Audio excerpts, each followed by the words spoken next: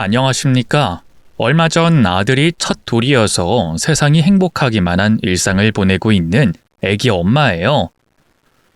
이날이 올 때까지 치열한 경쟁 사회에서 살아남으려고 최선을 다하며 살았는데 요즘 과거를 회상해보니 열심히 산 것이 아니라 미련하게 살았던 것 같더라고요. 제 사연은 시댁과 직장의 문제를 동시에 담은 이야기입니다. 재밌게 서술해 볼 테니 부디 많이 들어주시고 중간에 나가지 마시고 끝까지 들어주세요. 저는 아빠와 단둘이 살아왔어요. 엄마는 저를 낳고 얼마 되지 않아 돌아가셔서 기억이 하나도 없습니다. 아빠는 외벽과 바닥, 화장실 등 타일을 부착하는 타일공으로 오랫동안 일해 오셨어요. 기술자라 경제적 어려움 없이 저를 대학 졸업할 때까지 잘 키워주셨습니다. 서울에 있는 중견기업에 취직하게 되면서 아빠로부터 독립하게 됐고 사회생활을 시작하게 됐어요.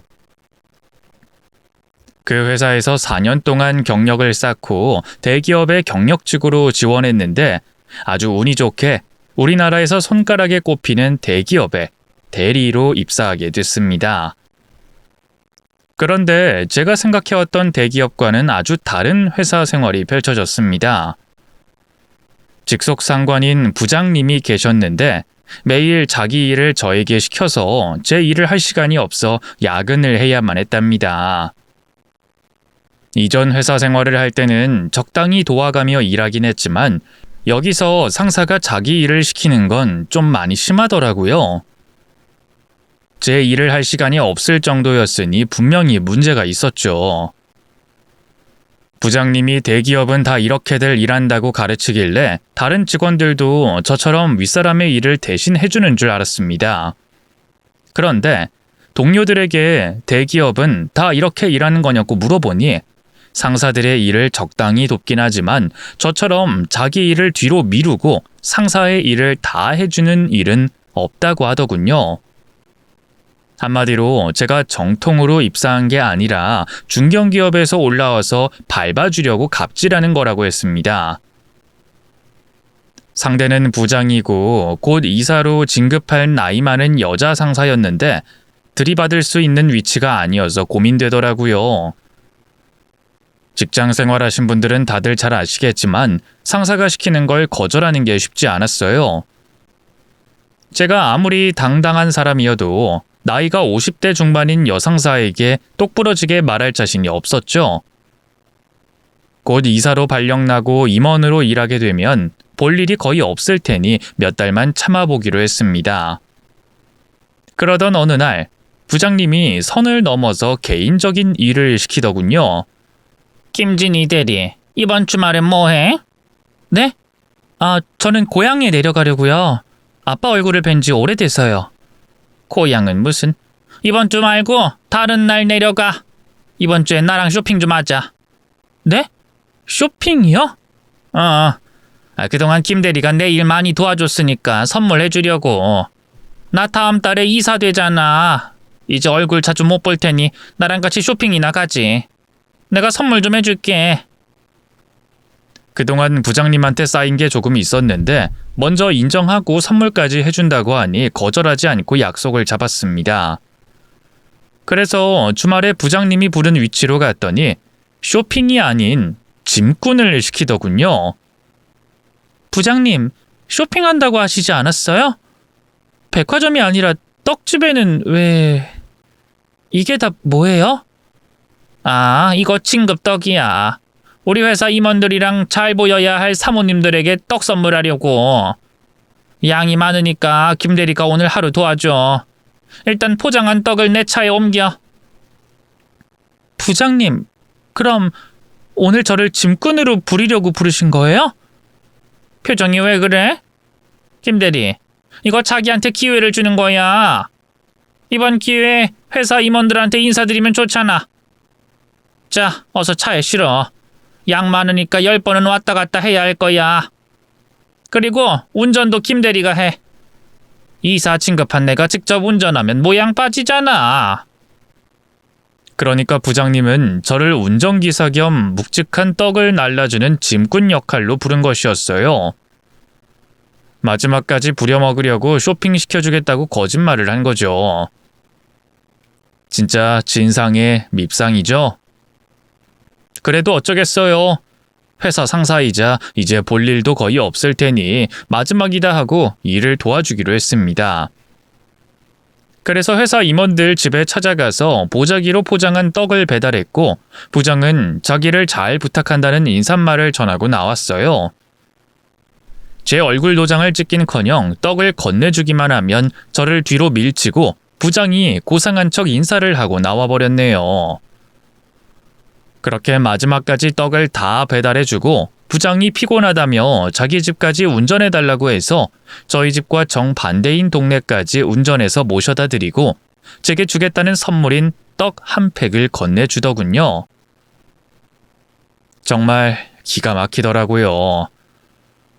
어쨌든 이제 볼 일 없을 테니 지하철을 타고 2시간 만에 집으로 돌아왔습니다.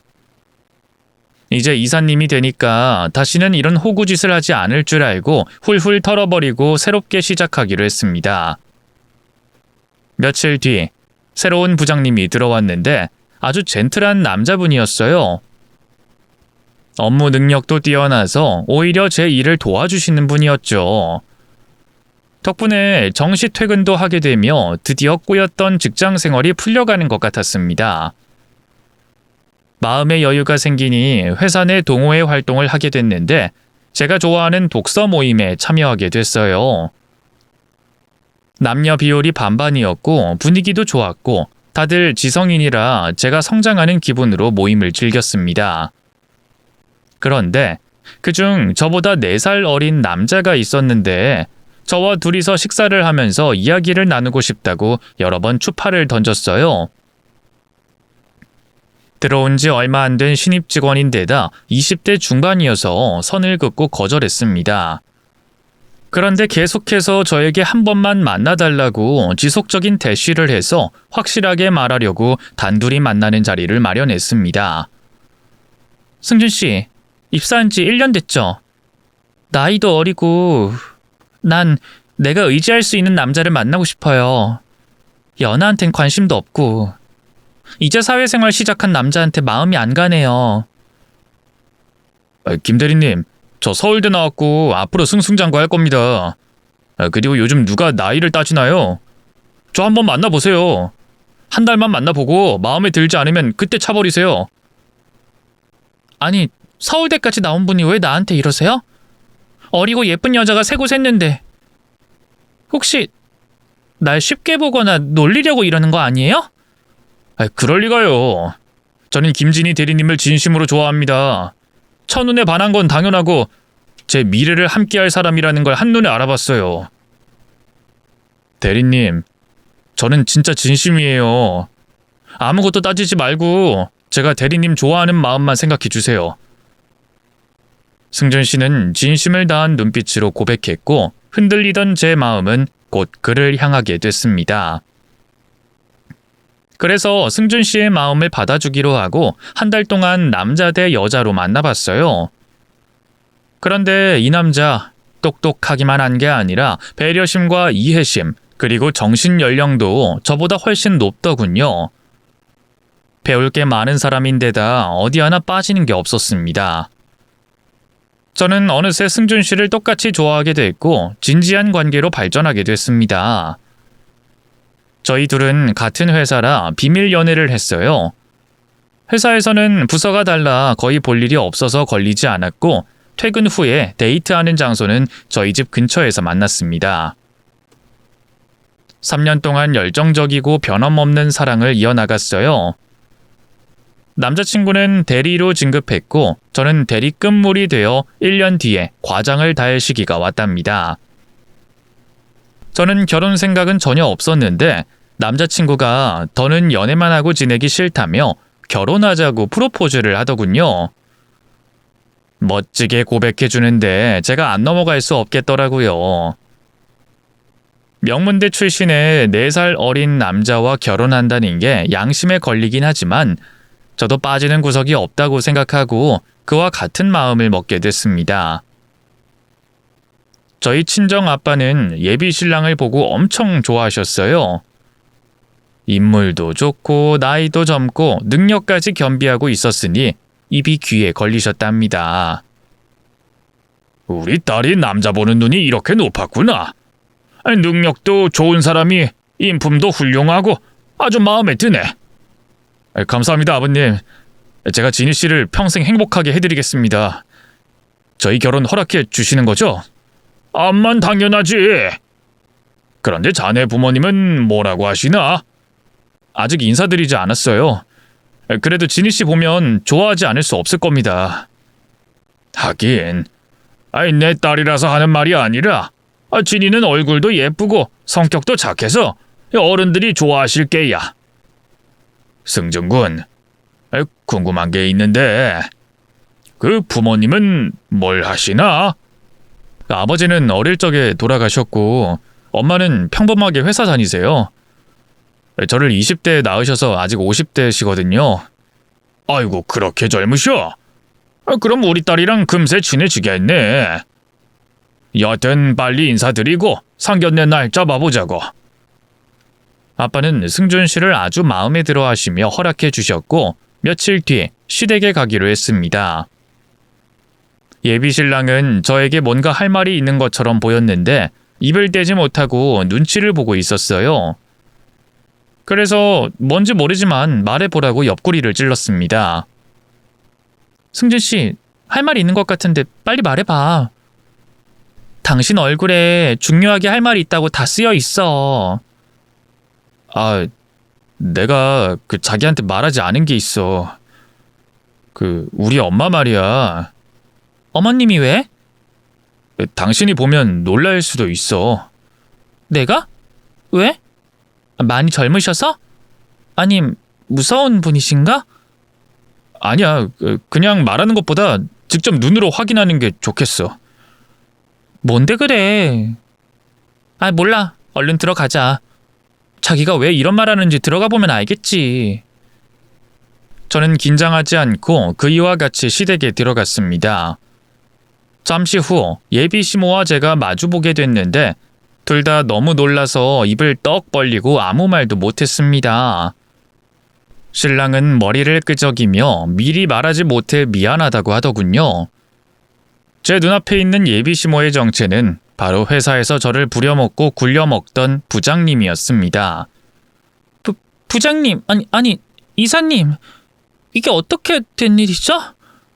내가 묻고 싶은데 김 대리가 왜 내 아들이랑 내 집에 들어온 거지? 설마 결혼하겠다고 소개해준다는 여자가 김진희 대리 너니? 아들이요? 그럼 승준 씨가 진짜 이사님 아들이었어요? 세상에! 저와 이사님은 서로 놀라서 말문이 막혀버렸습니다. 그러자 예비 신랑이 분위기를 풀려고 억지로 웃으며 소파에 앉자고 하더군요. 엄마, 자기야. 두 사람이 많이 놀랐네. 내가 진작에 알렸어야 했는데 미안해. 둘이 같은 부서에서 일한 적이 있었다고 해서 말하지 않았어. 승준아, 너 김대리 나이가 몇인 줄 아니? 너보다 서너 살은 많다고. 그리고 지방대 출신이야. 엄마도 참. 나이랑 학력이 뭐가 중요해. 내가 사랑하는 게 중요하지. 엄마, 우리 진이 좀 예쁘게 봐줘. 그리고 진이 자기도 엄마를 불편하게 생각하지 말고 편하게 대해드려. 저는 온갖 생각에 휩싸였고 무슨 말을 해야 할지 몰라 입이 벌어지지 않았어요.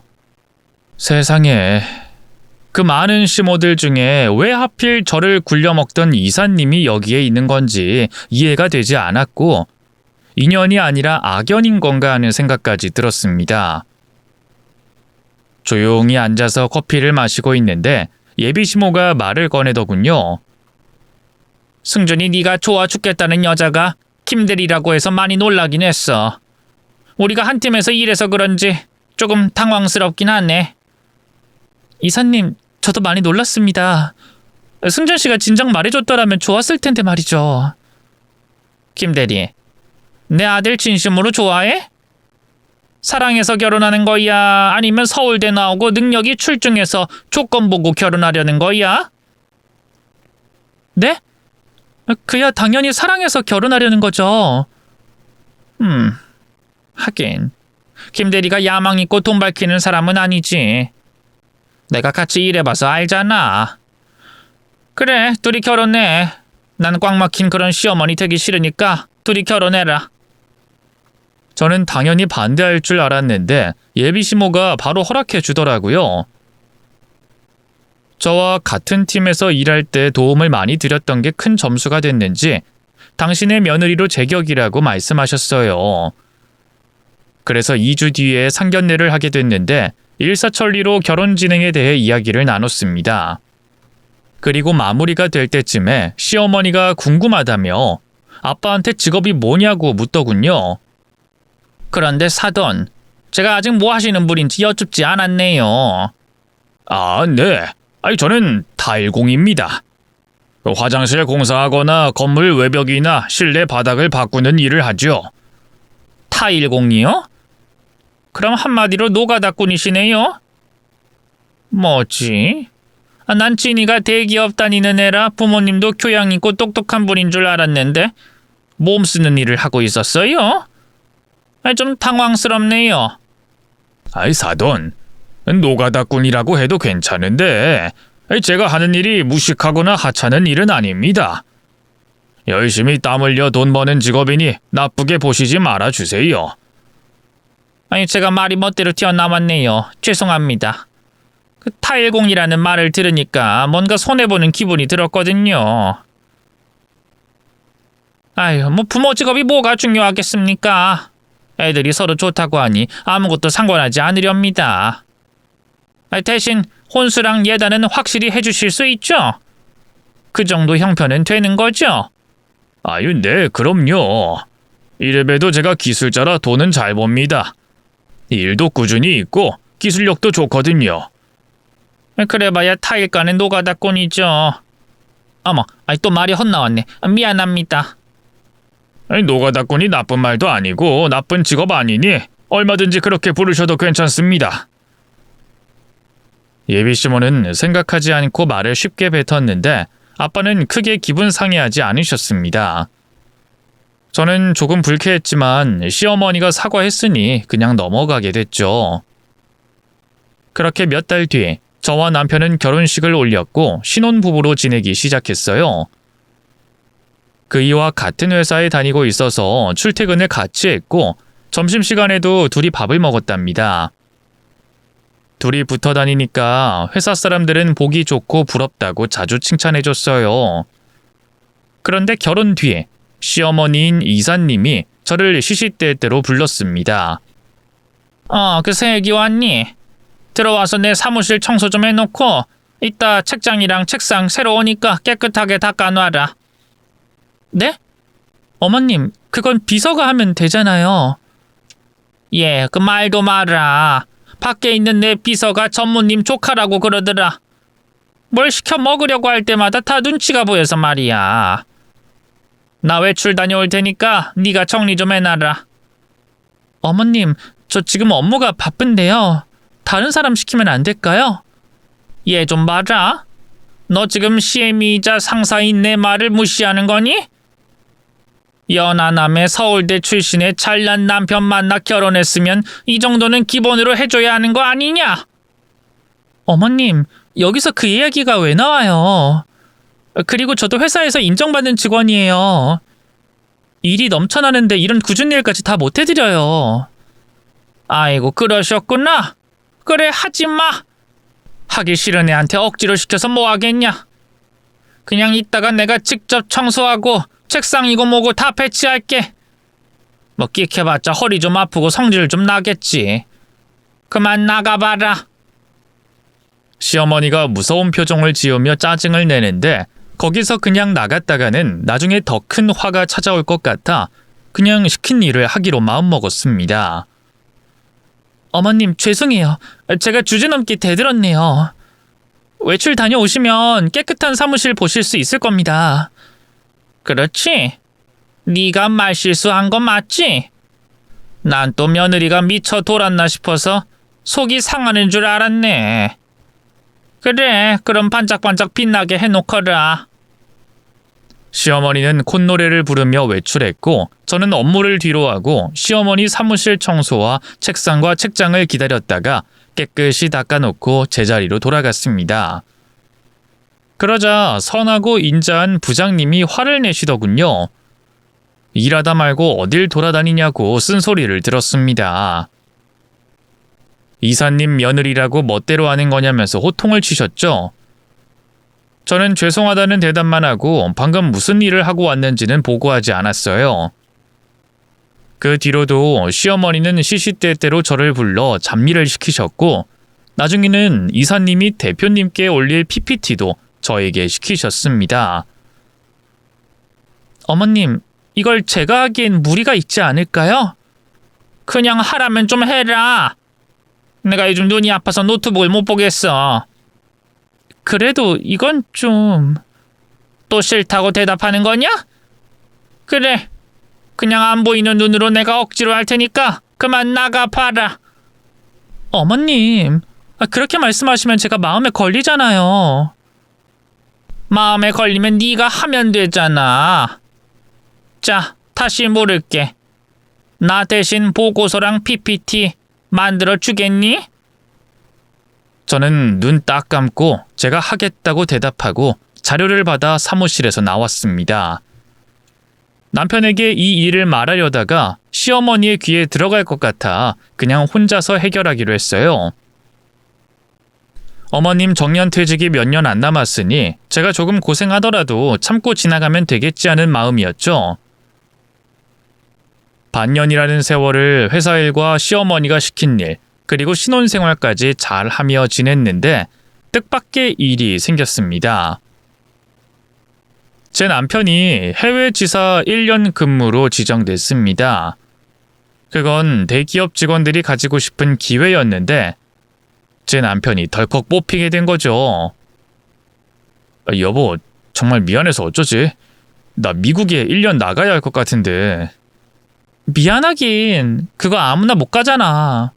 거기 붙은 게 정말 대단하다. 당신 내 생각보다 더 대단한 것 같아.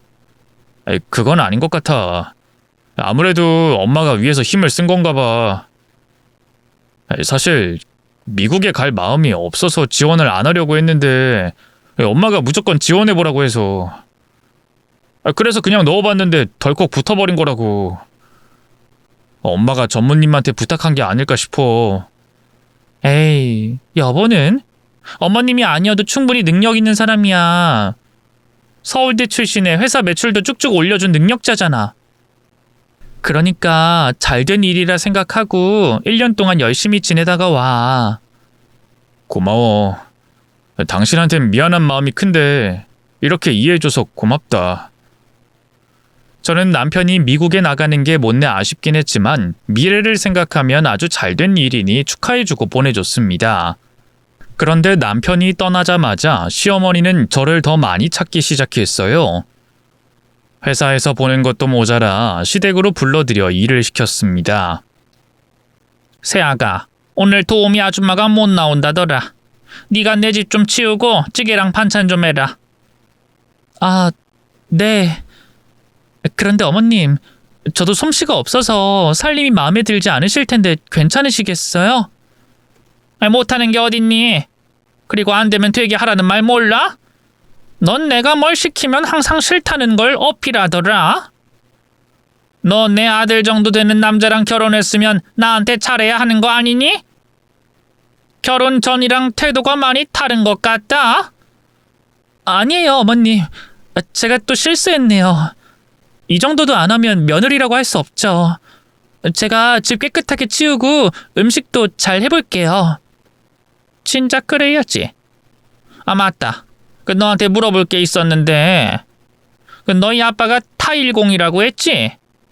우리 집 화장실 타일을 좀 갈고 싶어서 그러는데 주말에 좀 해줄 수 있겠니? 아, 그건 아빠 스케줄을 봐야 알 것 같아요. 그리고 견적이랑 시간도 다 따져봐야 하고요. 내가 남이니? 무슨 견적을 보고 스케줄을 따져? 그냥 가족끼리 도우면서 살면 안 됐냐? 아휴, 나 같으면 훌륭한 사위 얻었다고 그냥 공짜로 해주겠다. 시어머니는 저만 만만하게 보는 것이 아니라 아빠한테도 영향을 끼치려고 했어요. 결국 제가 알아서 하겠다고 대답하고 시어머니가 주는 돈인 것처럼 아빠한테 전해드렸는데 아빠는 돈을 받지 않고 무료로 해주신다고 하셨습니다. 진이야, 아이 사돈끼리 어떻게 돈을 받냐? 그냥 해줄게. 돈은 네가 돌려드려라. 아빠, 아무리 사돈이어도 화장실 공사가 한두 푼 하는 것도 아닌데 그냥 받아. 아니야. 이 아빠가 돈이 궁한 것도 아니고 받고 싶지도 않다. 우리 박서방과 널 위해서 선물로 해드리는 걸로 하자. 그래서 결국 아빠는 무료로 시어머니 집 화장실을 새 것처럼 만들어 주셨습니다. 그런데 시어머니는 뭐가 마음에 안 들었는지 아빠한테 고맙다는 말은커녕 지적부터 하시더라고요. 사돈, 타일색이 마음에 안 들어요. 전 우아하고 고운 색이 좋은데 다른 거로 바꿔주시면 안 돼요? 아유, 당연히 되죠. 원하는 색상이랑 디자인 골라보시죠. 여기 책자 보세요. 어머, 다 촌스럽네. 사돈, 이 디자인은 누가 한 거예요? 전부 제가 한 겁니다. 저는 타일을 따로 도배로 사지 않고 직접 시안해서 공장에 의뢰하거든요. 그래서 미적 감각이 이렇게 없으셨구나. 사돈, 제가 대기업 임원으로서 조언해 드릴게요. 노가다만 뛰던 사람이 왜 아무나 못하는 디자인은 직접 하고 그러세요? 그건 열정이 아니라 미련한 거예요. 이 책자 보니까 디자이너를 무조건 구하시는 게 좋으시겠어요. 그리고 제 화장실은 일단 그냥 쓸게요. 그 디자이너 구하시면 저한테 시안 보내주라고 하세요. 거기서 마음에 드는 게 나오면 다시 공사해 주세요. 공짜로 하는 거면서 따지는 건 더럽게 많이 따지더군요. 화가 나서 한마디 하려는데 아빠가 손짓으로 하지 말라고 하셔서 꾹 참았답니다. 이럴 때 남편이 옆에 있으면 좋겠지만 혼자서 마음을 추슬러야 했네요. 시어머니는 계속해서 저를 부하 직원 이상으로 회사와 시댁에 불러 마음대로 굴려먹었고 저의 화는 점점 쌓여서 폭발하기 직전까지 갔습니다. 남편이 미국에 간 지 넉 달이 지나고 쌀쌀한 11월이 다가왔어요. 연말 전이라 회사에서 하는 일이 2배로 늘어나서 하루하루가 전쟁터 같았죠. 금요일 저녁에도 야근하고 있었는데 시어머니의 호출이 있어 일을 부랴부랴 정리하고 시댁으로 갔습니다. 이제 오냐? 넌 맨날 야근을 하고 그러니? 누가 보면 회사 일을 너 혼자 하는 줄 알겠다. 어머님이 시키신 일을 먼저 하고 났더니 일할 시간이 부족해서요. 뭐? 지금 네가 야근한 게 내 탓이라는 거냐? 탓하는 게 아니라 사실을 말씀드리는 거예요. 아이고, 그러셨구나. 시애미가 시킨 일이 대단히 힘들었나 보네. 야, 나 때는 상사들이 시키는 거 다 해주고 똥도 닦아줬다 이거사. 고작 잡일 좀 처리해줬다고 입이 오리주둥이처럼 나왔냐? 어머님이 일을 많이 시키시는 건 사실이잖아요. 아주 나를 잡아먹으려고 드네. 야, 너 내 아들 정도 되는 남자랑 결혼했으면 그 정도는 해야 하는 거 아니니? 그리고 내가 남이야? 네 시어머니잖아. 네, 잘 알고 있어요. 남편이 저보다 월등하고 우월한 것도 잘 알고 시어머니가 대단한 분이셔서 제가 옆에서 많이 돕고 배워야 한다는 것도 압니다. 근데 오늘은 왜 부르신 거예요? 그러자 현관 초인종 소리가 들리더니 시어머니가 문을 열어주며 말하더군요. 지금이 어느 때냐? 바로 김장철 아니겠니? 내가 우리 집 식구 먹을 거랑 회사 임원들 것까지 좀 챙겨줘야지. 그래서 백포기 시켰다. 그럼 김장하라고 부르신 거예요? 이건 모레까지 다 해서 임원들에게 돌리도록 하자. 내가 잘 보여야 내 아들이랑 네가 큰 점수를 따지 않겠니? 백폭이라. 저랑 어머님 둘이서 이걸 다 하자고요? 얘는 당연히 아니지. 너 혼자 다 해야지. 난 옆에서 감독할 거고. 네? 저 혼자 이 많은 배추를 김장하라고요? 많긴 뭐가 많어. 나 땐 500포기도 혼자 하고 그랬다. 이 정도는 누워서 떡 먹기 수준이다. 잔소리 말고 배추부터 다듬고 소금에 절여놓고 한숨 자라. 내일 새벽에 시작해야 하니까. 일요일 밤까진 무조건 끝내야 해. 다른 며느리들도 이 정도는 하시겠죠. 저도 압니다. 시어머니가 부르면 달려가서 고생하고 돌아오는 걸 말이죠. 그런데 저는 회사에서도 마음 편히 일하지 못하고 집에 돌아와도 남편이 없으니 시어머니와 불편하고 힘든 시간을 많이 보내야 하는 게 진짜 힘들었습니다. 스트레스 때문에 원형 탈모까지 왔다니까요. 여하튼 저는 반기 드는 소리를 내봤자 또 잘난 아들이랑 결혼하고 어쩌고 하면서 제가 수긍할 때까지 잔소리하실 분이라 더 말하지 않고 100포기의 김장을 하기로 마음먹었습니다. 배추를 모두 다듬고 절여놨다가 새벽에 물을 빼고 오전 7시쯤에 김장 준비를 했습니다. 역시나 시어머니는 옆에서 팔짱 끼고 이거 넣어라 저거 똑바로 해라 등등 입으로 조종했어요. 저는 그냥 마음을 비우고 빨리 김장을 끝내려고 몸을 빨리빨리 움직였죠. 그리고 반나절 동안 열심히 김장하는데 쌓여있는 배추가 줄어들지 않았습니다. 손이 왜 이렇게 느리냐? 너 그렇게 느려 터져가지고 대기업엔 어떻게 들어온 거니? 아휴, 보는 내가 답답해 죽겠다. 어머님, 지금 허리도 아프고 어깨도 천근만근이에요. 더 빨리 못할 것 같으니까 이 속도로 할게요. 이해해 주세요. 이래서 며느리를 젊은 애로 받으라고 하나 보다. 팔팔한 20대 며느리가 왔으면 이런 것도 뚝딱 해낼 텐데. 시애미 앞에서 허리 아프다는 소리나 하고 있고 말이야. 아이. 시어머니는 계속 옆에서 잔소리를 퍼부어서 감정이 상한 채로 김장을 꾸역꾸역 억지로 해나갔습니다.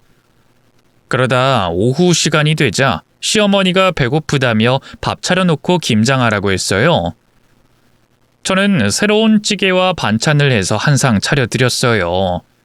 그리고 저는 입맛이 없기도 하고 김장을 한시라도 빨리 끝내고 싶어서 고무장갑을 다시 끼고 양념을 버무리기 시작했습니다.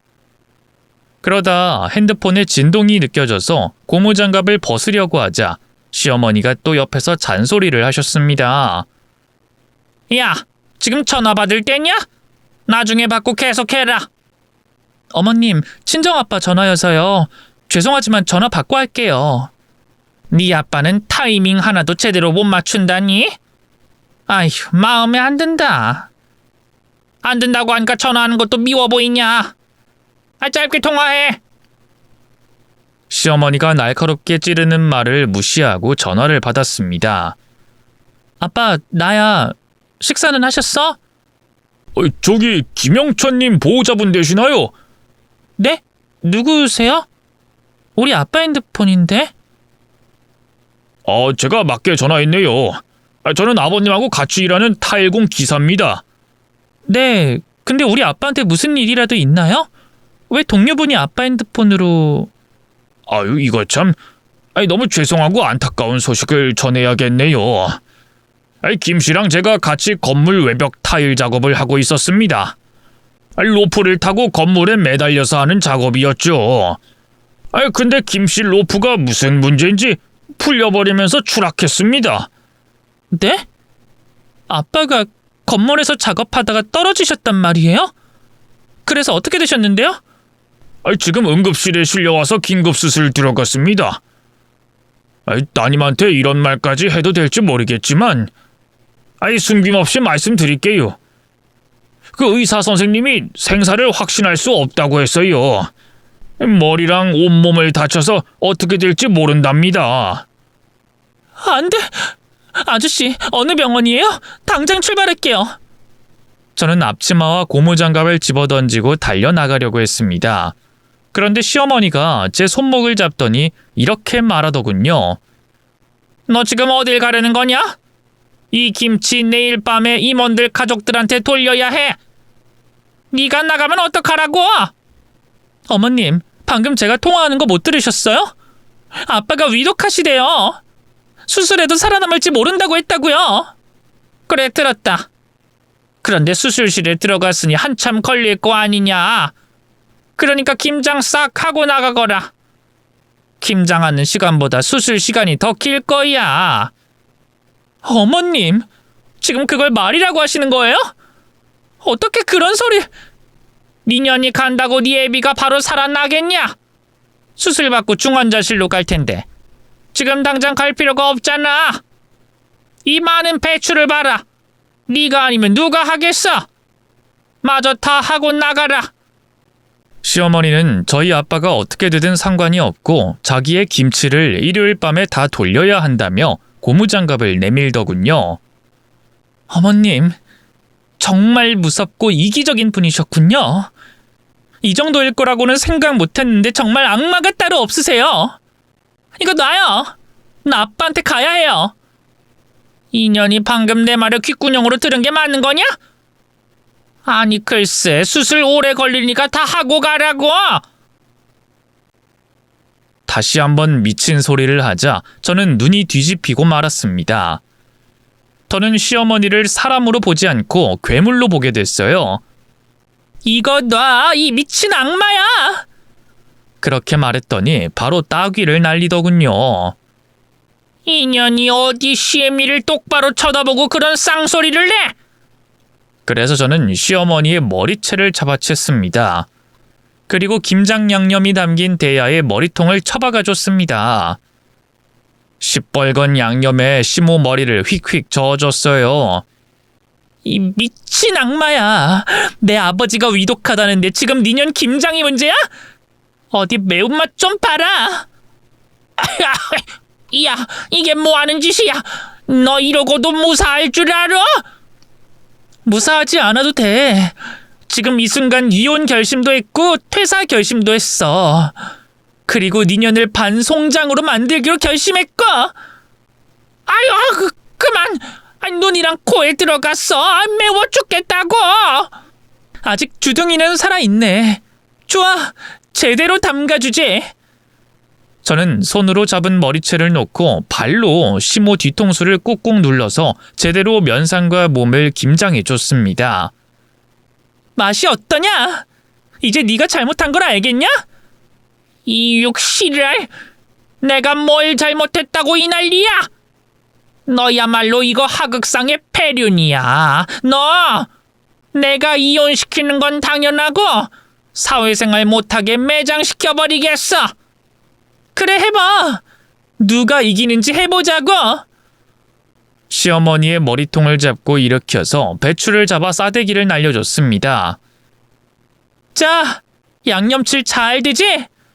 오늘 배추 싸대기로 싹 다 김장해줄게. 아유, 이 정신병자야. 그만두지 못해? 아유, 얼굴이 너무 쓰라려. 너무 매워서 화끈거린다고. 그거 가지고 어떻게 안 돼. 반면 우리 아빠는 지금 수술실에서 생사를 넘나들고 있어. 그게 나랑 뭔 상관이야. 네 애비가 무식하고 천박한 일 하다가 추락한 거 가지고 왜 나한테 지랄이야? 이 주둥아리를 깨부숴버려야겠어. 저는 주먹으로 시모의 주둥이를 갈겨버렸습니다. 그러자 바닥에 쓰러져 시름시름 앓는 소리를 하더군요. 그제야 시끄럽게 떠드는 입이 멈춰버려서 아빠가 있는 병원으로 뛰어갔습니다. 수술실 앞에 도착하자 아빠의 동료가 말씀하시길 5층 높이에서 떨어졌다고 하더군요. 저는 오열하며 주저앉았답니다. 몇 시간이 지나고 나서야 의사 선생님이 나왔는데 수술은 잘 됐지만 깨어날지는 자기도 모른다고 하더군요. 환자가 살 의지가 강해야 깨어날 수 있다며 기다려보자고 말했습니다. 그 말은 가망 없다는 듯이 들렸고 제 정신과 몸은 바닥에 쓰러져 거의 초주검이 됐고 일어설 기운이 없어 아빠의 동료에게 업혀 응급실로 가서 안정제와 수액을 맞았답니다. 그리고 다시 깨어나서 아빠가 중환자실에 있다는 이야기를 들었는데 기적처럼 눈을 뜨고 의식을 차렸다는 말을 들었어요. 저는 하나님, 부처님, 알라신 그리고 세상의 모든 신들에게 고맙다고 읊조리며 눈물을 흘렸고 아빠가 일반 병실로 옮겨질 때까지 한 발짝도 움직이지 않았습니다. 꼬박 사흘이 지나자 상태가 호전된 아빠는 개인 병실로 옮기게 됐고 의사의 허락에 잠시 면회가 됐습니다. 아빠, 나 알아보겠어? 아유 그럼 내 하나밖에 없는 딸을 잊을 리가 있겠냐? 아빤 괜찮다. 괜찮긴 뭐가 괜찮아? 앞으로 병원에 1년은 입원해야 한대. 2다리로 걸을 수 있을지도 모른다고 했어. 걱정하지 마라. 아빤 강한 사람이잖니. 아유 그런데 너 얼굴에 김치 양념이 묻었구나. 아, 이거 시댁에서 김장하다가 달려왔어. 아유 김장했구나. 사도는 안녕하시지? 아빠가 지금 누구 신경 쓸 때야? 아빠 몸이나 생각해. 아유 녀석. 엄청 까칠하게 구네. 미안하다 진이야. 아빠가 미안하긴 뭐가 미안해. 아빠, 절대 안정 취해야 한다고 그만 나가봐야 해.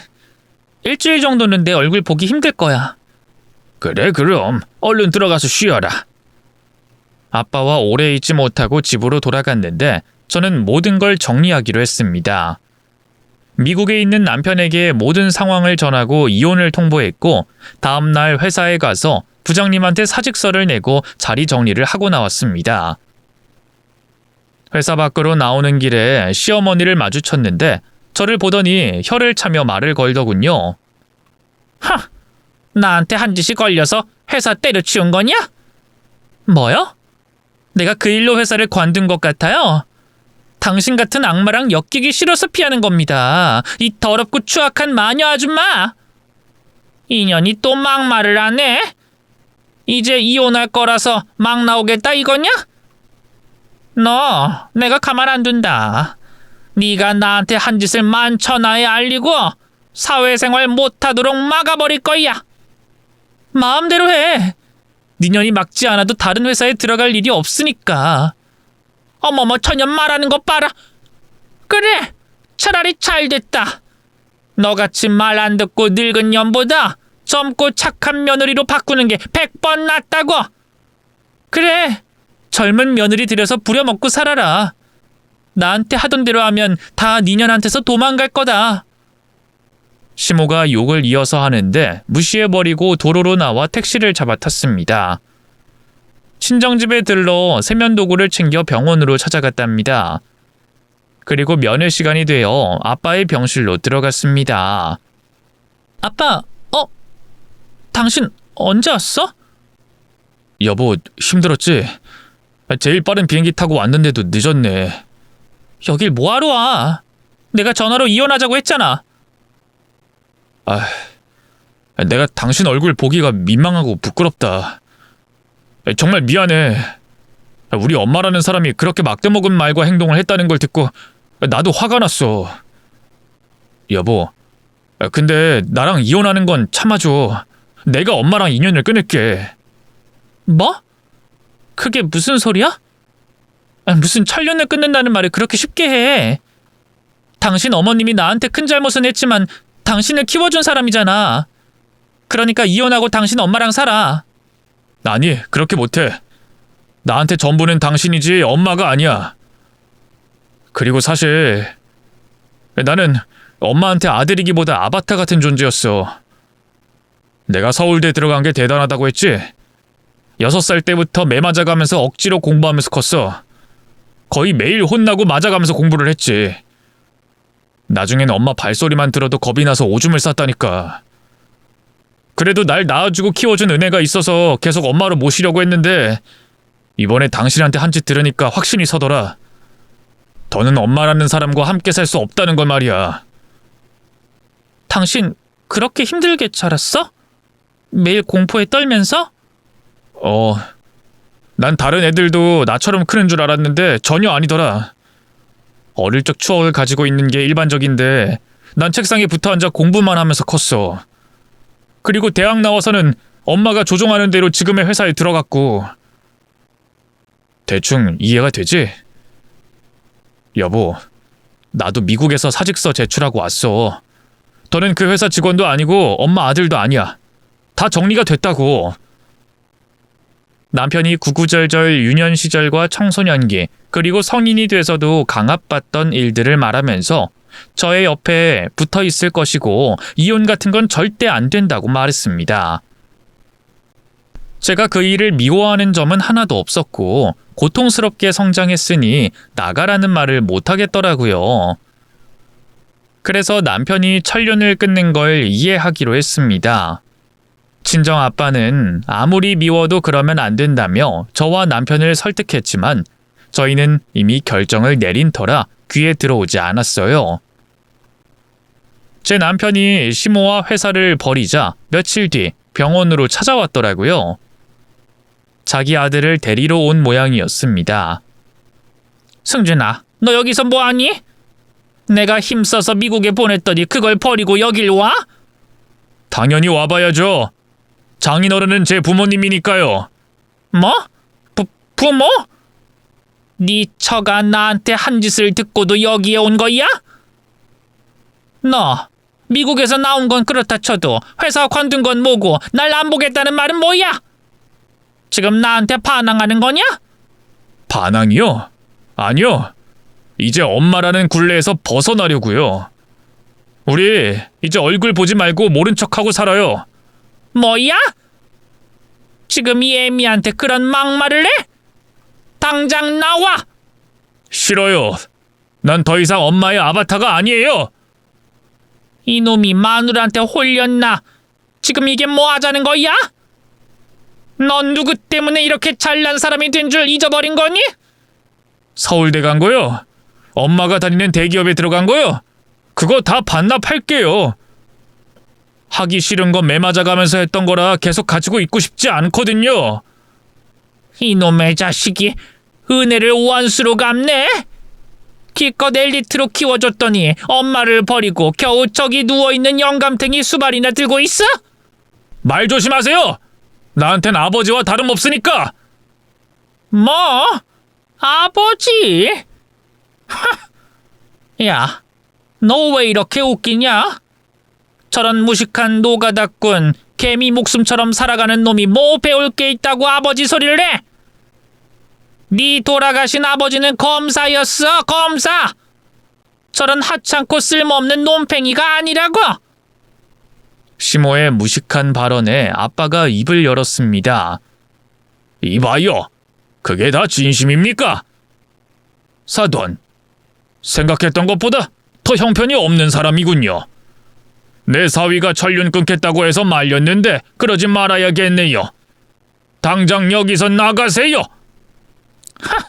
이것들이 쌍으로 지랄이네. 그래, 나 없이 셋이 잘 살아봐.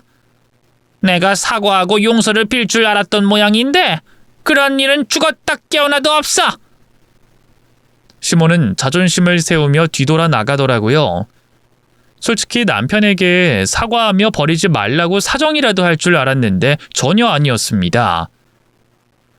저와 남편은 아빠 옆에서 간병을 하며 재활치료까지 열심히 도왔어요. 노력한 결과 3개월 만에 5발짝은 걸을 수 있게 됐답니다. 저희는 박수를 치며 아빠의 작은 회복을 축하했습니다. 세월은 흘러 아빠가 병원에 입원한 지 11개월이 됐을 때 완전히는 아니지만 거동이 가능해져서 퇴원하게 됐답니다. 1년 동안 저희 부부는 한 푼도 벌지 않아서 미래를 걱정해야 했는데 남편이 벌써 할 일을 찾았다고 하더군요. 여보, 우리 장인어른 뒤를 이어서 타일공으로 일해보면 어떨까? 장인어른이 기술을 가르쳐준다고 하셨으니까 우리 둘이 같이 배워서 사업하는 게 어때? 정말? 당신 그런 일을 할 수 있겠어? 나야 아빠 따라서 몇 번 해봐서 배우면 금방 하지. 좋았어. 그럼 이야기 끝났네. 우리 둘은 앞으로 타일공으로 살 거야. 서울대 나온 남편은 대기업이나 회사에서는 일하고 싶지 않다며 모든 걸 비우고 새롭게 시작하겠다며 아빠의 일을 이어가겠다고 강한 의지를 보였습니다. 그래서 저희 부부는 타일 보조로 열심히 배우고 익혔고 6개월 만에 사업자를 내고 타일 공사를 하러 다녔어요. 물론 저희 둘이 실력이 부족해서 아빠의 동료분들을 스카우트해서 같이 일을 하고 있답니다. 타일공은 당연히 힘들지만 그만큼 보수도 좋아서 만족하며 지낼만 했어요. 이렇게 행복한 일상을 시작하게 되니 감회가 새로웠어요. 시어머니와 1년 넘게 연락을 끊었는데 어느 날 회사 동료에게서 연락이 왔어요. 시어머니한테 큰일이 났다면서 호들갑을 떨더군요. 회사 이사 자리에 앉아서 뇌물을 받고 하청을 준 내역이 한두 건이 아니라고 합니다. 매달 뇌물로 받은 돈이 억소리가 난다고 하더군요. 이를 파헤친 전무님이 회사 대표님께 알리고 법무팀으로 넘겨서 일이 아주 커졌답니다. 파면은 당연한 것이고 징역까지 받게 됐어요. 재판이 열리는 날 남편에게 같이 가보자고 했는데 그이는 보고 싶지 않다고 해서 저 혼자 법원에 가서 방청했습니다. 시모 얼굴에는 반성하는 기색이 하나도 보이지 않았고 재수없어서 걸렸다는 표정만 가득했어요. 그래서 감형 없이 징역 7년형을 받게 됐답니다. 제 직장 상사이자 시어머니의 끝은 이렇게 최악으로 끝나게 됐죠. 제가 나중에 교도소에 면회를 신청했는데 바로 거절하더라고요. 물론 제가 좋은 말 해주러 간 게 아니긴 하지만 가차없이 거절하는 걸 보니 아직도 본인이 잘못한 걸 못 느끼고 있는 것 같더라고요. 이렇게 모든 일은 끝이 났고 저와 남편은 2세를 계획해서 아들을 낳았고 얼마 전 돌잔치를 했답니다. 저희 세 식구의 앞날은 앞으로 화창하기만 할 것 같은데 여러분의 응원으로 더 행복했으면 하는 바람입니다.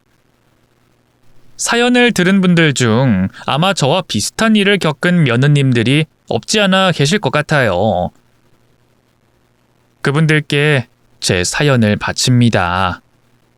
끝까지 들어주셔서 감사합니다. 안녕히 계세요.